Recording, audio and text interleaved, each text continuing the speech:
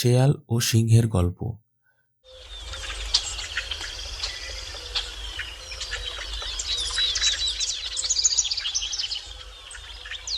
পশুদের রাজা সিংহ, যেমনই বিরাট তার চেহারা তেমনি তার গর্জন।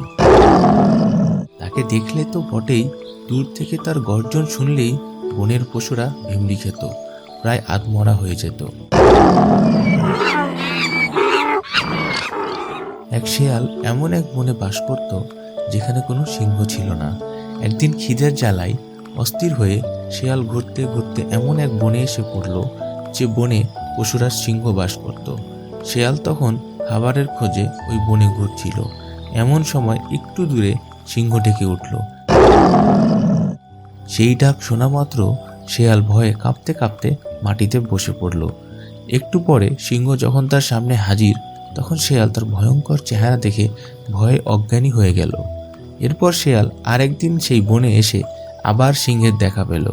এবার ভয় তো তার করল না তা না, তবে আগের বারের মতো অজ্ঞান আর হলো না, বরং কিছুক্ষণ তার দিকে চেয়ে রইল। হ্যাঁ, বিরাট চেহারাই বটে, তবে আমার মতোই তো পশু ছাড়া এ তো আর কিছু নয়। আমায় তো সেদিন সে খেয়ে ফেলেনি, এই ভেবে শেয়াল তাকে দেখে আর পালালো না। এর পরের বার বনে এসে সিংহের যখন তার সাথে দেখা হলো, তখন তাকে দেখে ভয় যে তার একবারই করলো না তা নয়, তবু বাইরের ভয়ের কিছু না দেখিয়ে তার সামনে দিয়ে স্বাচ্ছন্দ্যে চলে গেল। এরপর অবশেষে এমন একদিনও এলো যখন সে সিংহকে দেখে তাকে কিছুমাত্র ভয় না পেয়ে তার সামনে গিয়ে বলল, কি গো বন্ধু, ভালো আছো তো? উপদেশ: দূর থেকে অনেক কিছু ভাবা উচিত নয়।